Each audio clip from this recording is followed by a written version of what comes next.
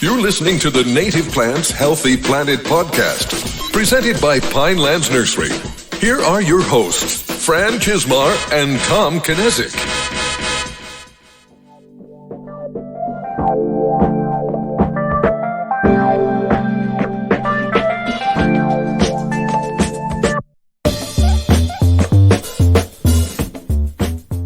This is quickly becoming, I think, one of my favorite series of this podcast. Welcome to a new buzz edition of the Native Plants Healthy Planet podcast presented by Pinelands Nursery. I am Fran Chismar. Yeah, and I'm Tom Kinezic. And Fran, this is episode 26.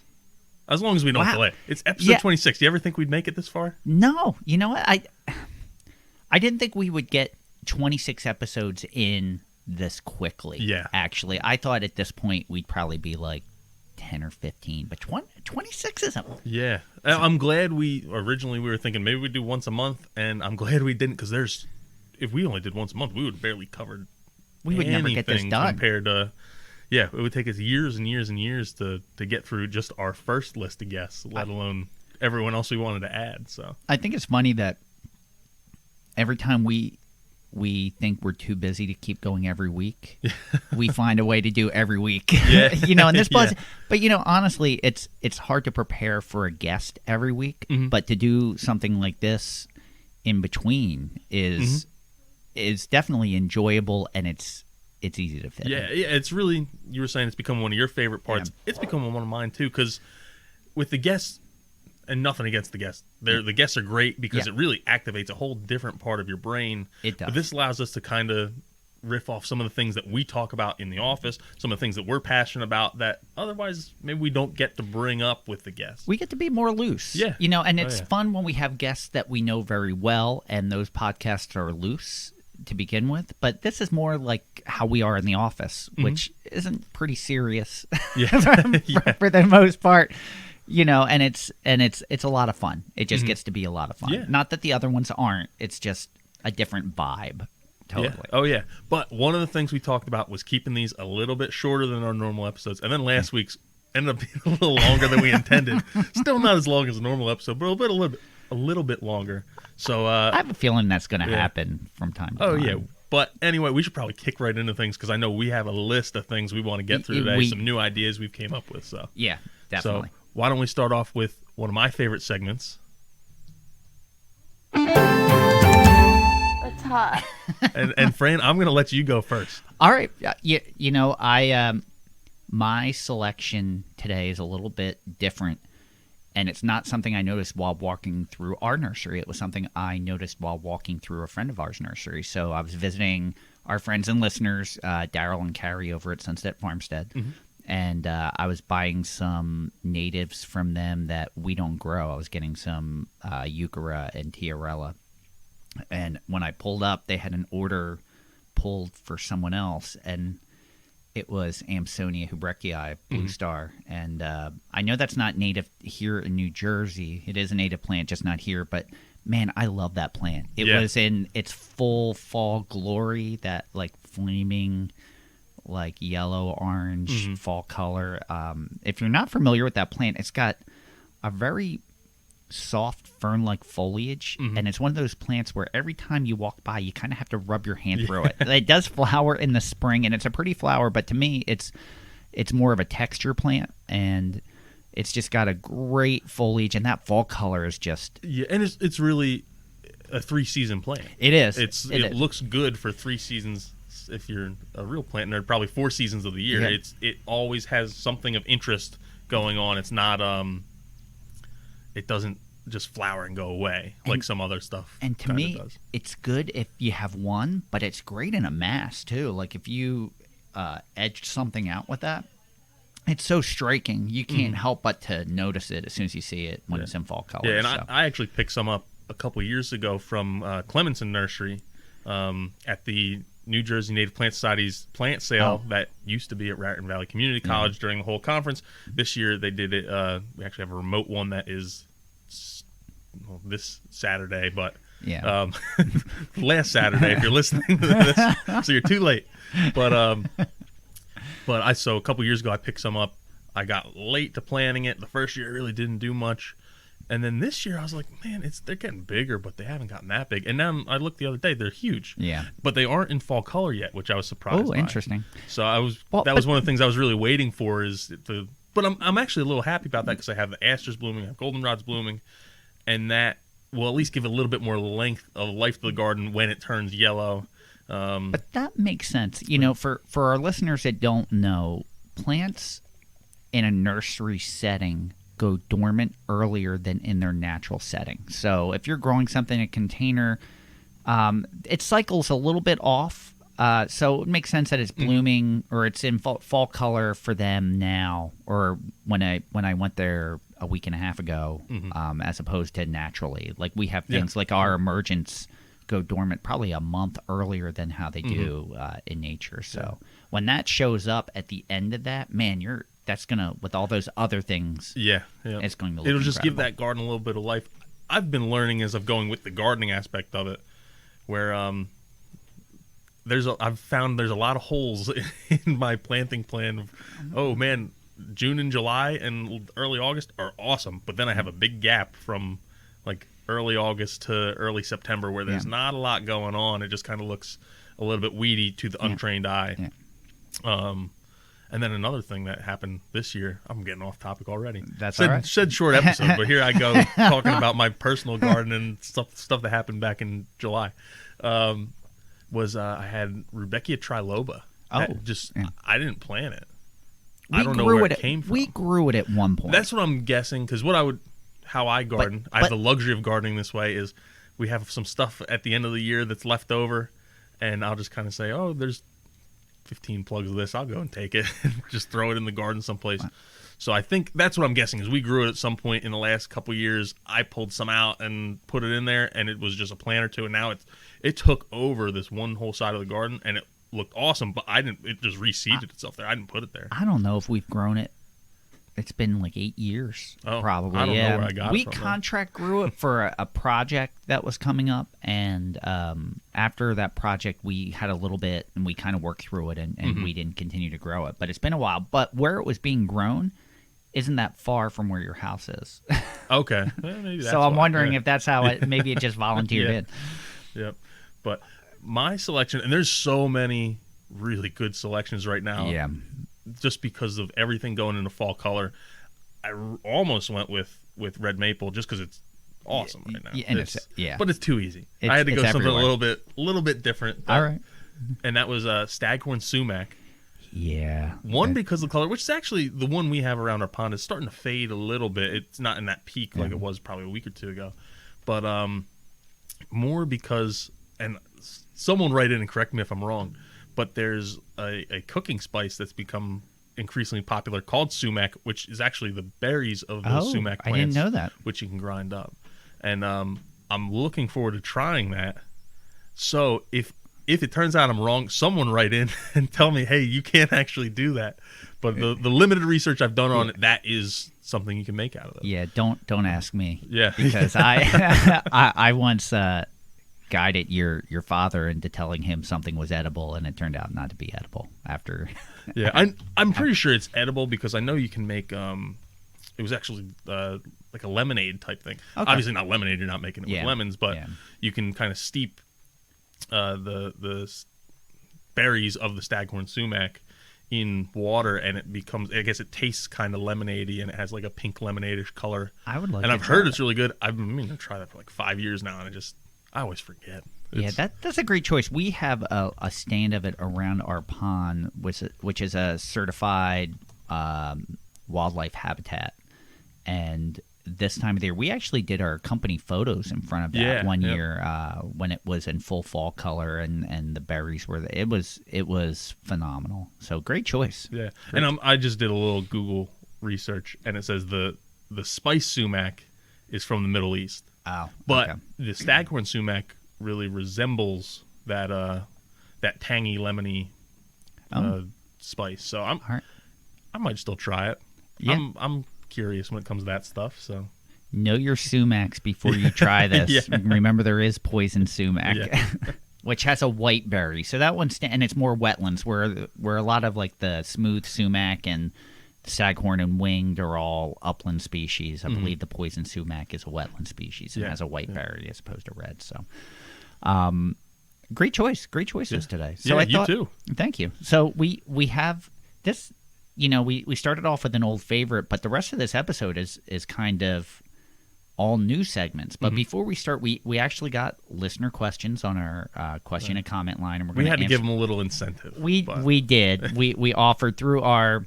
If you're not a member of the Native Plants Healthy Planet Facebook group, we offered native seed packets to the first 5 people to call in. So we had a lot of great questions written in, but that didn't qualify. You had to call in. So we're making you work for these. Yes. So we had 3 people call in. But before we do that, I wanted to follow up on the last episode of The Buzz where we talked about helpful websites.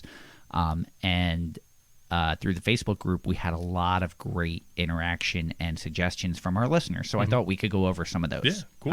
What do you think? Yeah? Yeah, perfect. Okay, so Deborah Rosenthal pointed out Prairie Nursery, which I believe they're located in Wisconsin. Yeah. And that's Neil DeBoll.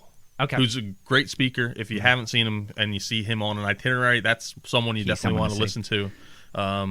Gets a little bit philosophical with it. Which is good. Yeah, it's cool. Sometimes you don't always agree with it, but it's always good to get those opinions. I agree. So what she liked about that website were the great descriptions and the color-coded range maps. Yeah, and if for those at-home gardeners, sometimes like Prairie Moon Nursery, you guys can buy from those. And they're great resources as well, especially if they have filtering options. But a lot of these industry websites, although you can't buy from them, are really good resources to learn about plants because, and it's a lot of times they're collating a lot of information from a lot of these other sites like the USDA site or the BONAP site or some of these wildflower Ladybird sites Johnson, and kind of putting it together in one spot. So yeah, feel free to, like, even our website, a lot of people I know use our website as a reference even though they can't actually buy from Pinelands Nursery. And that's about to get better. Yeah. Oh, yeah. That's in the works. Yeah. That's hopefully, that's close. Hopefully before the end of the year. Yes. Skip Burns. He listed a few, actually. IllinoisWildflowers.info. And he liked the descriptions on those. Yeah, which is another one I forgot about that I've been on every once in a while. Not as much as the Ladybird site or the USDA or BONAPs or the Missouri Botanical Garden, but that was probably like that next one that comes up when you just Google search a plant. I don't think I've ever been to that one, but someone else commented on his comment saying they used it as well, and they're very happy. The Native Plant Finder, which ranks plants, and that's on the National Wildlife Foundation site. Yeah, so it's funny when you go to that, it doesn't actually reference that it's National Wildlife, but the website is nwf.org/Native Plant Finder, and that one will rank plants by how many Lepidoptera it hosts. So, which is really very, very cool. And this one, I'm ashamed I didn't know, considering how close it is to us. I even just kayaked here. www.cumauriseriver.org/botany, which is the Citizens United to Protect Maurice River for South Jersey residents. So Skip kind of threw that one in for people local in New Jersey, which checked that one out. I haven't been on that one, but I'm sure it's a great resource for people in that area. Yeah. Rich McCoy chimed in. He and Skip were on that listener episode a couple weeks back. He liked to go on www.invasiveplantatlas.org /index. And that, I guess, is a great resource for you. You looked a lot of these up. I didn't look this one up. I did. But I'm assuming it's a great place to look up for the invasive side of which I thought was interesting because we always talk about native plants to use, and we gloss over, or we do kind of gets thrown in there about invasives and dealing with invasives. But it's a great resource for helping to identify them and learning to control them, that other side. And we did mention before we have coming on in the month of November, Mike Van Cleef from the Invasive Species Strike Team. So we're agreeing that this is something important we need to talk about. Oh, yeah. Because they kind of go hand in hand. Yeah. And then he also had EOL.org, which is the Encyclopedia of Life. Which was awesome. Did you didn't look at that one? I didn't get a chance to look at a lot of these. So it's not just the plants, it's dealing with the wildlife also. So it's like a full range. So if you have any questions, it's a great resource just to look something up and get a quick answer. You looking it up right now? I'm looking it up right now. You said it's awesome. Oh, I have been on this website before. Yeah, this is really cool. Yeah, that's a great website. So, and then the last listener that weighed in was Darren Williams, and this, we're skipped through on one for New Jersey. Darren's out in the Pacific Northwest. He threw out nativeplantspnw.com, which is an encyclopedia of the cultural and natural history of the Northwest native plants, which I thought was a really interesting. I would love to have a resource like that here for the Northeast. Yeah, I'm sure someone has to have made something like that. Yeah. That's another.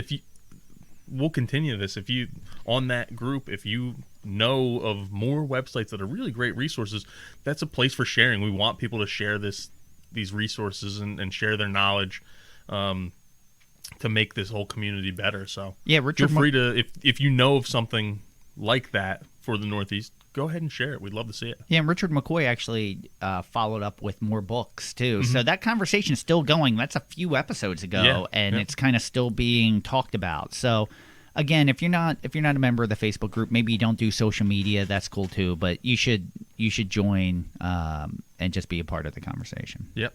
Instead of just listening to us. Yeah. Who actually doesn't do social media except for Michelle de Blasio? Which is surprising that a 20-something-year-old is not on social media. Even at 31, there's social medias that have come that I don't even know about. Like TikTok. I don't know anything about TikTok. I'm not doing TikTok. I'm too old for TikTok. I was telling my brother we should do a nursery TikTok, but I don't want anything to do with it. Just go and talk about plants and put some music to it, do a little dance. Now, I have, since watching The Social Dilemma, I've deleted Instagram. Not that I didn't deactivate any of my accounts. I deleted the apps off my phone, but I haven't been on Instagram in a month. And Facebook, I may check every couple days. Now, I check the nursery one, which to me is a little bit different because that's work related. But my personal account, I've really limited it. I don't think I have, and I check LinkedIn like maybe once a week. Yeah, personally, I have them all. I found that I really don't. I don't use them how they were intended to be used. I guess, like Facebook. The only reason I really go on Facebook is because of all the town politics we have going on right now. We have like a township discussion group, and there's just so much going on with our township politics. And that's really the only reason I go on. And then I get tagged in pictures my wife puts up of me and my son, or my son doing something cute that she doesn't even send me the video. I just get tagged. I got to tell you, it's such a habit at this point. This past weekend, my fiance and I did I mentioned in the last podcast, we did train ride up in Northwest New Jersey and a winery, and you have these pictures, and then you want to post them immediately. You want to check in and post it, and I don't even have the apps on my phone anymore. And I was like, oh. Yeah. But I don't know. I've never been one to post stuff and I don't like anything. I observe. Yeah. The Twitter's my number one go-to, and it's mostly that's my newspaper. Instead of getting a hard copy newspaper, I'll read the New York Times and Wall Street Journal and every newspaper in a row. Twitter was the one I used the most, and I haven't been on Twitter in probably a month. Yeah. It's funny how much extra time you have when you stop. Oh, yeah. You're like, oh wow, look at this. Yep. What should I do? So it's I think this has been good to strike a balance with it, because I don't realize, or you may not realize how much of a time suck it is sometimes when you're just bored and you're like, oh, I'm gonna scroll Although your through. phone tells you how much of a time suck it is. Now that I get a report every Sunday that you spent however many hours on your phone. Oh man, it makes me feel bad. Yeah, turn that notification off. But anyway, Fran, it's time. We finally arrived. We got calls on the listener line. Play the jingle. I want to ask you a bunch of questions, and I want to have them answered immediately. It's a simple question. No, I didn't hear you. What was your question? So, listener quote, we've been waiting for this for over a month, and we were happy that not only did we get questions, there were some familiar voices and great questions. So, why don't we kick into it? How about we play the first one? Hi, Fran and Tom. This is Carolyn from Lawrence, New Jersey. And my question for you is, do you have any recommendations of plants to germinate that would be really easy to get started? I'm trying to grow some plants from seed in my backyard. And last year I bought some seed packets and had zero luck. So I would really love your recommendations on some species that I should try to grow in my backyard. Thank you. I think that my phone number is 201. Whoa.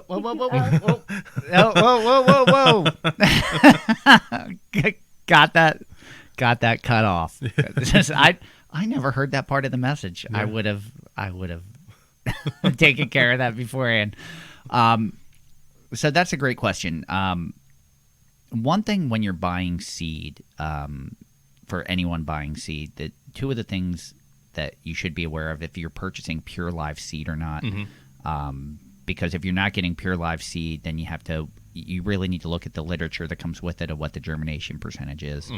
The other thing is that not all seed that you receive has been stratified already. I would even say most of it probably has not, because it's so hard to store once it's stratified.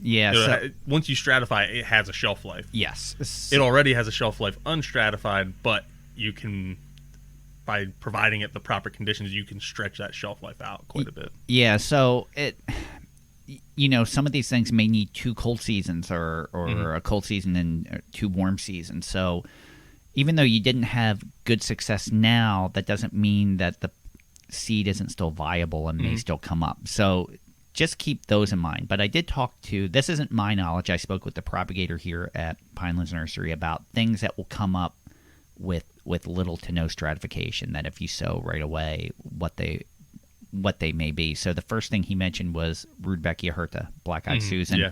He said will come up in 3 days. You sow it. He said it should come up that quick.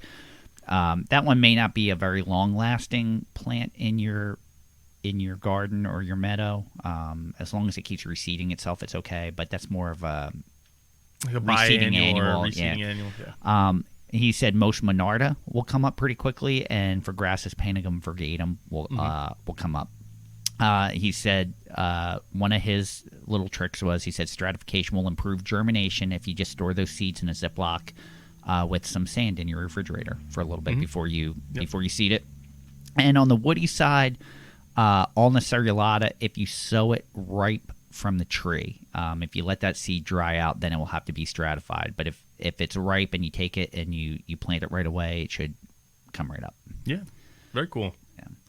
So next 2 questions are pretty similar. You want to play them back to back and then kind of approach them as a whole? Why not? You want to do that? Yeah. All right. I'll make sure no one puts their phone number. So and we did pass along the seed packets already to our first 2 callers. So, and if you didn't recognize the voice, Carolyn was a previous guest of ours from the Sourline Conservancy. So go back and listen to that episode if you haven't listened to that episode. All right, let me find number 2. Hi, Fran and Tom. This is Lori Cleveland calling from Hopewell, New Jersey. I am planting a meadow in my backyard, and I have a question. I have prepared, this is actually my second attempt at a meadow. My first attempt didn't work out as well. So I'm preparing the site a little more carefully this time by laying down cardboard to kill anything that might come up that I'm not planting. And I'd like to put in a profusion of beautiful native meadow flowers. It's kind of a dry site, and it's actually over top of my septic tank. So if you could please give me some advice about plants that I might choose to plant there that will be happy and healthy on top of a septic tank, And also, I would welcome any advice you have about site prep, because now I understand how terribly important that is in the meadow process. Thanks. All right, I'm going to play the next one too, since they're pretty close. Hi, Fran and Tom. This is Karen calling from Princeton, New Jersey. I had a question about the best way or a plan to convert lawn to meadow and garden, native gardens. Thank you very much. Bye-bye. All right. No, I'm not good with site prep for this. Do you want to take that? Yeah, I can. Now, I always hate answering the site prep question. It's a tough one. Especially on the homeowner scale. It's a philosophical issue. And so there's a couple ways you can go about it, but the two main keys are you going to be able to establish seed-to-soil contact? And probably the bigger one is, are you going to be able to suppress the existing vegetative structure and whatever seed is in the seed bank, especially if that's not desirable seed, if it's weed seed or invasive seed. That's stuff that you need to get out. If you don't suppress that in some way, you're just not going to have success. Yeah, you might have some of the seeds you put in come up, but you're just not going to have enough to call it successful, and they're not really going to have a good chance of establishing a meadow or a bigger pollinator habitat. Yeah. So there's a couple ways you can do that, and I think Lori mentioned actually cardboard. mentioned putting down cardboard. So there's the first option, the definitely harder option, and definitely more time-consuming option, but greener option, I would say, is you put down cardboard, and you're actually smothering those weeds that are there. Why I said it's time-consuming is because this takes probably the better part of a year to do. If you started in May, you're putting down cardboard for a month, you're pulling it off for a week or two, letting what else is in the seed bank germinate, putting it back down for another month, pulling it back up, letting it germinate, and you just keep doing that until nothing really germinates. That means you've killed what's in the seed bank. That can take a long, if you're saying giving a month and a half at a time, and it's probably going to take at least 3 times, you're looking at almost 6 months right there. At least almost 6 months right there. And we've talked about that on previous podcasts, like opening forest canopies so that what's in the bank can come up. Yep. It's there. It's going to come up. You figure there could be, depending on where you're at, hundreds of years worth of seed in that soil. And another similar option to that is using something called solarization, where you're actually putting like a tarp or black plastic over it, and it basically cooks what's in the existing vegetation and what's in the soil. But same thing, you got to do it over and over. Now, if you have a small site, like in less than a few hundred square feet, okay, you can gather up enough plastic. You're going to hardware stores and Home Depots and saying, hey, do you have any refrigerator boxes? Because you need a lot of cardboard or a lot of plastic to do this. And then the work of actually putting it down, pulling it up, putting it back down again. There's a lot that goes into it. And we posted in our group, there's one of the municipalities right near us is actually doing pizza box recycling, where you can go and get pizza boxes to put down to do that. Yeah, and another similar option I've actually heard with this is actually you just put the cardboard down and then cover it with clean, weed-free soil, and then you can plant right on that. Okay. Which the cardboard should biodegrade, and then you have a seed bed like that, but you still have some issues with weed seed being able to blow in. Yeah. Option 2, and this is why I don't like to answer this question, especially for homeowners, because there's so much in the news about a couple of chemicals that you would use for this, but it's putting down a selective herbicide or just any herbicide to get rid of that existing vegetation, and then doing that process every couple weeks to get rid of whatever germinates. Yeah. You're still going to have to do it 2, 3, 4 times to get rid of what's in that seed bank. So, but if you're using a herbicide, it kind of shortens that window to every 2 weeks you're going to have to go back. Once you treat it, 2 weeks you go back and do it again. So if you have larger sites, that's might be your only option. There's no way you're going to be able to get enough cardboard or enough man hours to put down that cardboard over and over. Like if you had a acre to 10 acre site or bigger. So that's why when you see some of these larger restoration problems or projects, they do it as a tool. They're using stuff that, when used properly, is fairly safe. There's little to no risk to the environment if it's used properly. That's the key. That's the key. You don't want to go drinking this stuff. Don't go out in your shorts and sandals on the weekend and just start spraying all over and get all over you. It's similar how people wear a mask. You're minimizing risk. That's the big thing, is you want to minimize risk. You're doing it in hard shoes, long pants. If you're more comfortable wearing goggles, especially if the label says you should be wearing a respirator and goggles, glove, which most of the stuff that you'd use for this, you wouldn't have to. But just, you want to be careful if you go that route, because you just want to minimize risk. Yeah. That's the big thing. But that's handling the existing vegetation. You need to handle it in some way. And there's actually other options. If you have some... both of the options I listed basically get rid of everything. The third option would be, say you have some desirable stuff coming up and you don't want to get rid of it because it kind of gives you a jump start. Well, then you could only do this either by manually removing the non-desirable plants or selectively going around with herbicide to get rid of the non-desirable plants and leaving the desirable plants. One option I've seen is you go and get a sod cutter. Yeah. Rent one from Home Depot, take a sod cutter. Granted, you're going to lose some of that topsoil, but you can take it up and then cover the bare area. Take it up, see what comes up in the seed bank, cover the bare area. It will save you some time. I think a rental for a sod cutter isn't that pricey. Yeah. So that's... And then you could rototill it. Same concept. You're opening up the soil. Yeah, I was going to say, how do you feel about what are your thoughts on disturbing the soil or just putting the seed down and raking over it?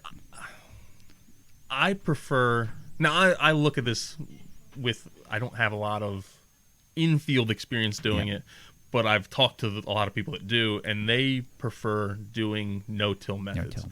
Yeah. If you're opening up the soil, you're just exposing more seeds from that seed bank to the surface. Yeah. Where if you're able to do it either by hand raking and just opening up little channels in the soil, or if it's a larger project, you're using some kind of no-till drill. Obviously, if you're a homeowner, you're probably not using a no-till drill to do this. It wouldn't make any sense; it's just too big. But you're just not opening as much of that seed bank up to make it able to germinate. Yeah. And so that's what I always lean towards.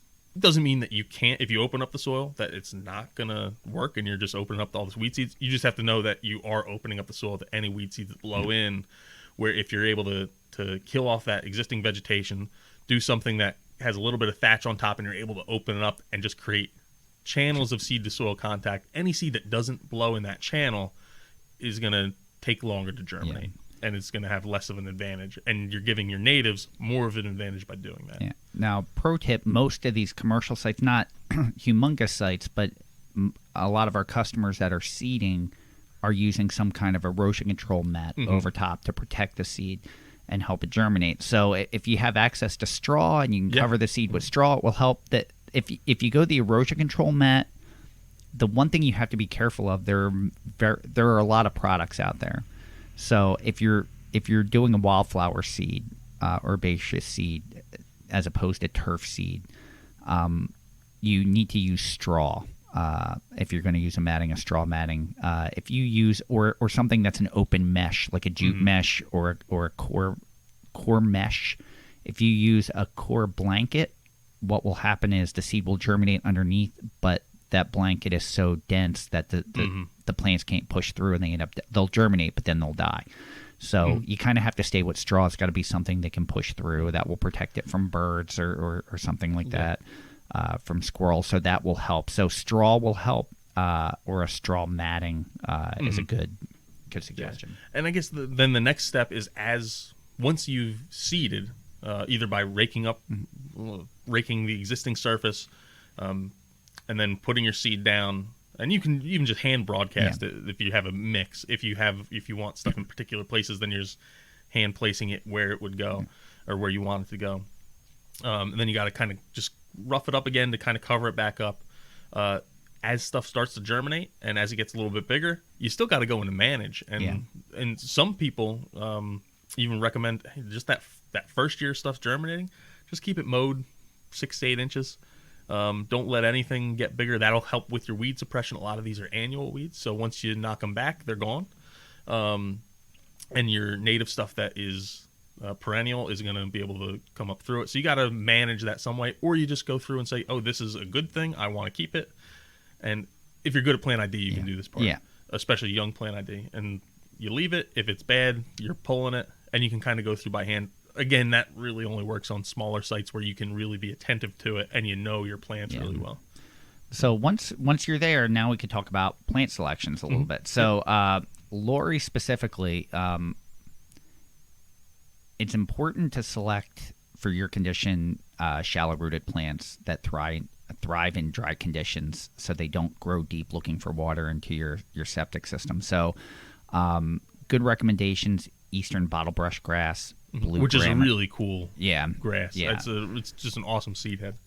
And blue gamma are good. Now, I know you want a profusion of flowers, but black-eyed Susan, common yarrow, which I've seen in growing naturally in sour lands, and Canadian goldenrod are good choices. So make sure dry condition, shallow rooted. You don't want something deep. Like the problem is most upland plants or grasses, say like little blue stem, very deep rooted. They're native in poor soil conditions and dry conditions, so those roots go deep looking for water. You need to find something that has a more shallow root system. So hoary verbena, New England aster, they're good. Definitely throw those in. So I think between that, we answered both questions. Yeah, I think. I would say so.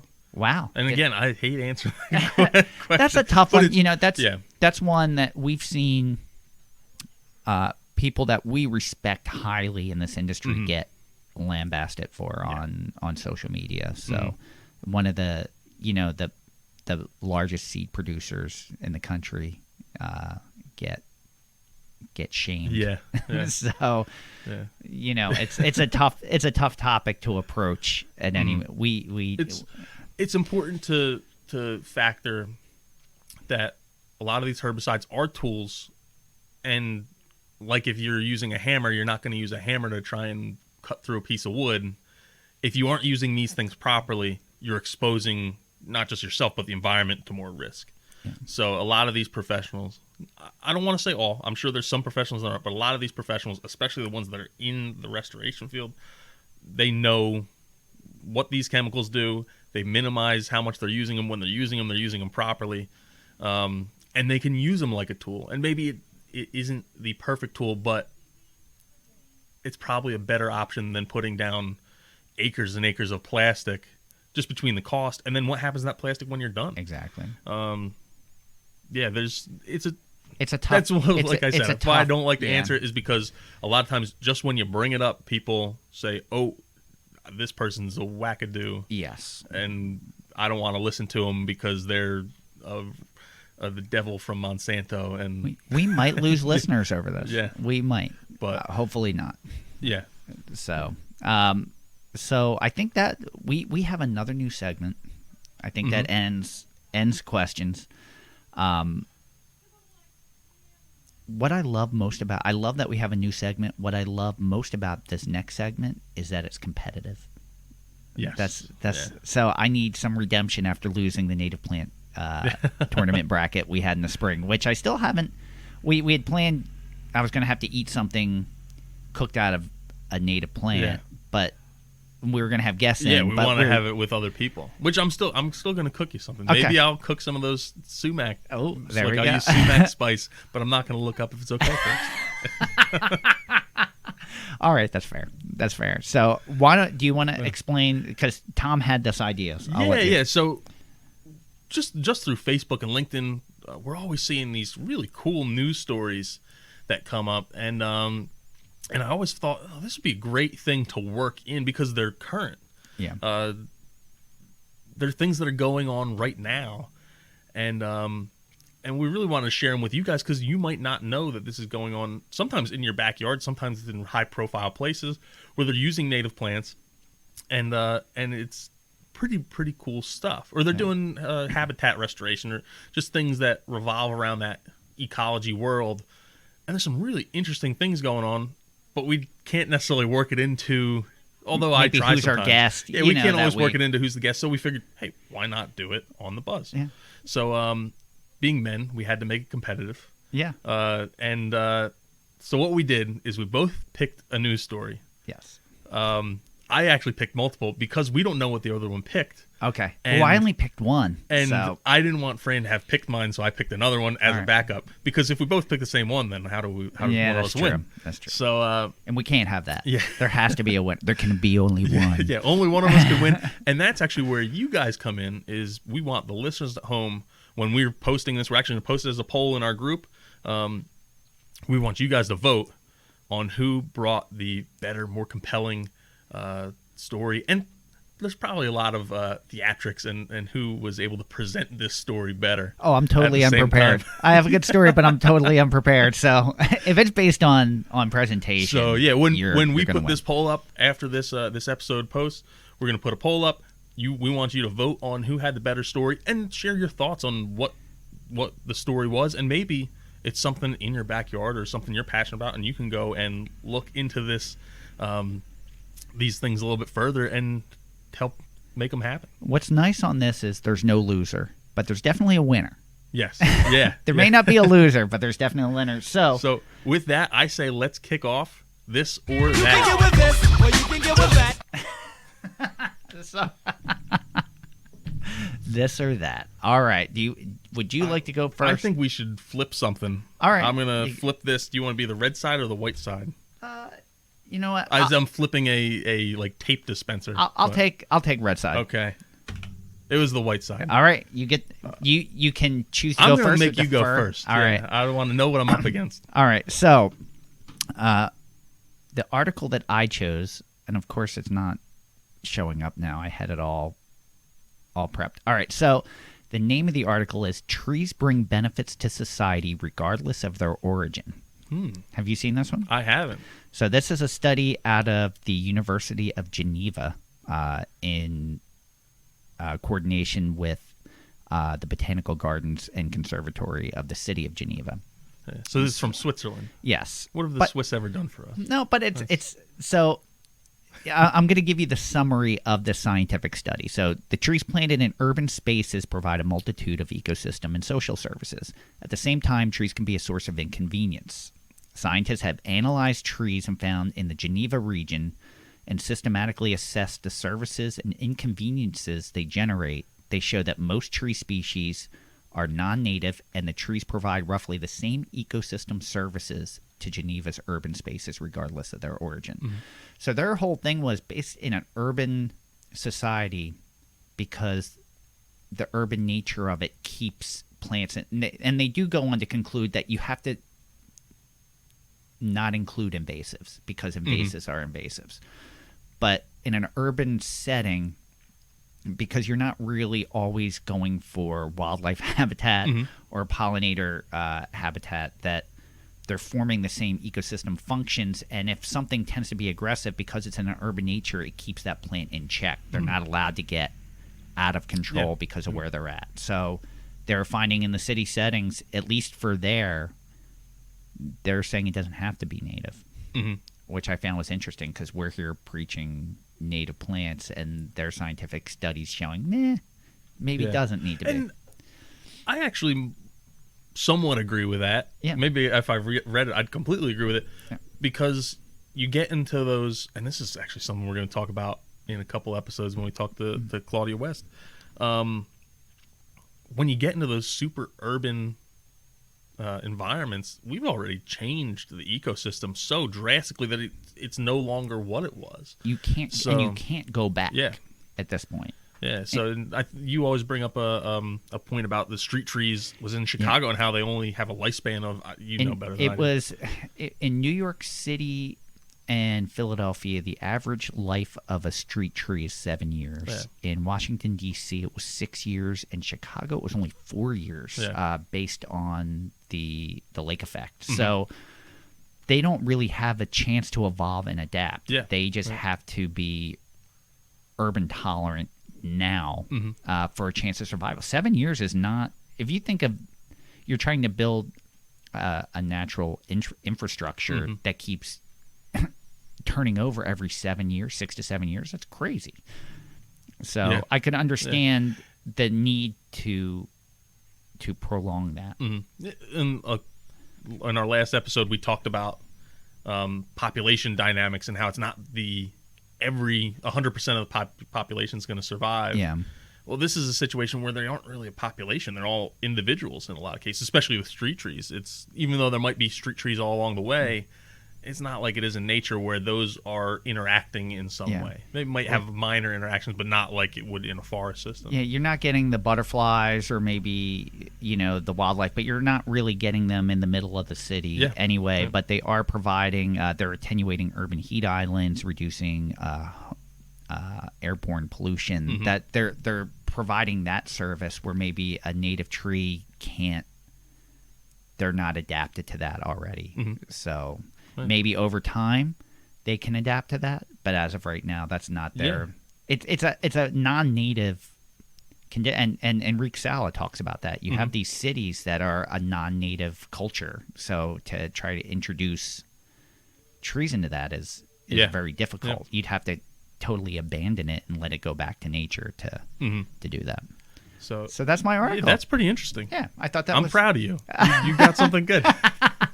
So. I did it pretty quick, too. Yeah. You were worried because I found – Tom introduced this segment to me, and I found the article within 2 minutes. I think I introduced it on, a Monday – no, it was a Saturday night. It was it popped in my head. I'm like, oh, we should try this. And then we worked it out a little bit, and then we decided we were going to do it.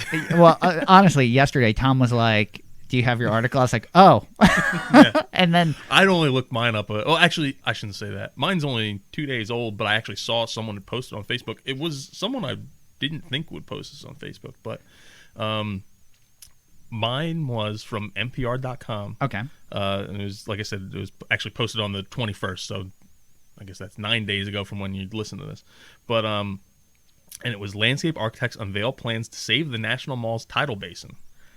And the last couple of years, my wife and I have been talking about, hey, we want to go down and see the cherry blossoms and go to the Cherry Blossom Festival. Yeah. I'm not as much interested because they're Japanese cherries, but whatever. It's something that you're supposed to do, and we're so close to D.C., and we never go. We wanted to make a trip about this, and then we were going to do it this year. Well, coronavirus put a stop to that. But anyway... I guess the National Mall was created in 1880, so 130 years ago. And in today's structure, especially when they bring in so many people for this festival, the pathways are just too narrow for all the people. You have people walking up on the grass. They're trampling on tree roots and kind of destroying some of the I don't want to call it habitat, but the landscape there.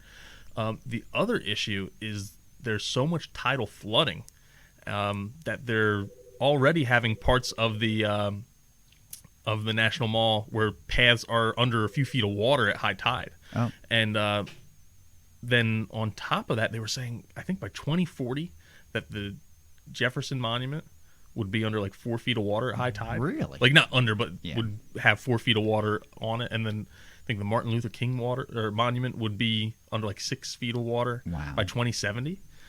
So there's all this flooding happening.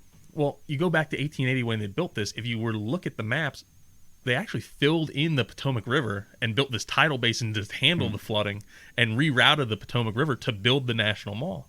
So this is kind of nature kind of reverting, saying, hey, this is where we want the water to be. Yeah. And so they've put this out. They formed a coalition between the National Trust for Historic Preservation, Trust for the National Mall, and the National Park Service, and they created the Tidal Basins Ideas Lab. They've started working with all these landscape architects on, hey, what do we do here?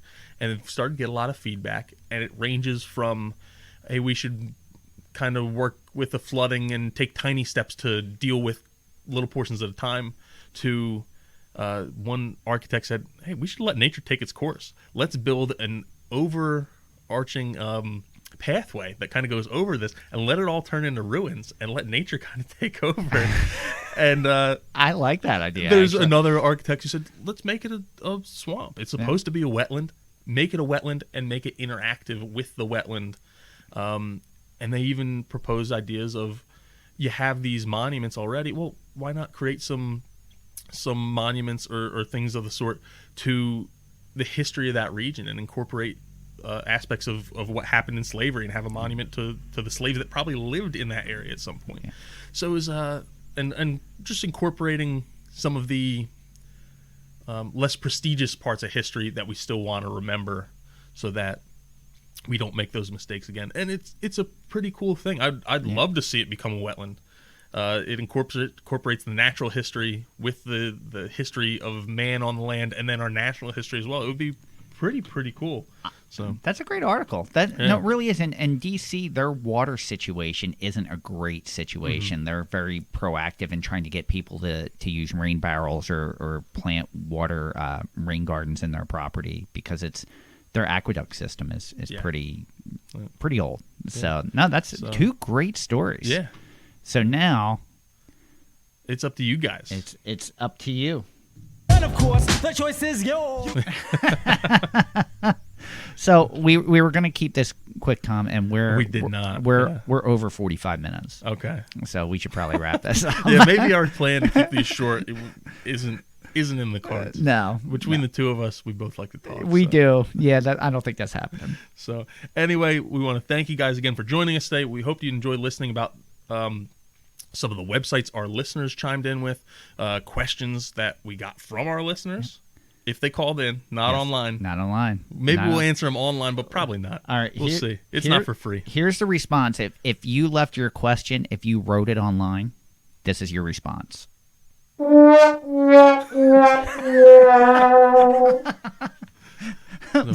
if you called the question and answer line, there you go. Yeah. So, guys, go vote on those news stories. That's the this or that segment is something we had a lot of fun with, and we hope to keep doing. So go vote and let us know who you thought did a better job. Yeah. So we would love to give a big shout out to Stephen Marr for contributing our theme music. Did we make a decision? Do you want to open up for I think episode? We should. All right. Yeah. So for the buzz, if you would like to contribute new theme music that will be highlighted during any episode of the Native Plants Healthy Planet podcast where it's a buzz edition, you can submit that directly to us via email at info@nativeplantshealthyplanet.com. Before I forget, Kathy, who called and left a question from Princeton, we need your address. Yeah. If you could email us at that email address, we will get you a set of 5 seed packets as well. Please follow us on Twitter at Pineland Nursery. You can follow us on Facebook at Pinelands Nursery NJ, Instagram at Pinelands Nursery, and YouTube at Pinelands Nursery. We now have the question and answer line that some of you are now starting to use. If someone else has a question and you'd love to call, we still have 2 more sets of seed packets to give out. The number is 215-346-6189. Again, 215-346-6189. Don't leave your phone number on the message. Ask us a question or leave us a comment. If we pick your question or comment, we'll play it on a future episode of The Buzz, and we'll answer that question for you. So, and don't forget the Native Plants Healthy Planet Facebook group. You guys have been great. Let's keep the conversation going over there. You can listen to the Native Plants Healthy Planet podcast directly at www.nativeplantshealthyplanet.com. You can also check us out on Apple Podcasts. Still waiting on more 5-star reviews. We love them. Keep them it makes us feel really good and lets us know we're doing things in the right way. Whenever you're doing something creative, it's always nice to get feedback that people at least are listening or enjoying what you're doing. So don't leave us out there on an island. Let us know what you think. You can also listen on Podbean, Spotify, Stitcher, or wherever you consume your podcast. Even ask Alexa, just like I do when I go home, to play the Native Plants Healthy Planet podcast. So close. I thought I was smooth there. It's been a while. There hasn't. I messed up the beginning. What no one heard was me coughing at the beginning halfway through my opening. But that wraps it up. Thanks Man, now we're off. Thanks, done. everyone. I'm Tom. And I am Fran. Thanks again. We will see you again next time. Until then, keep it native.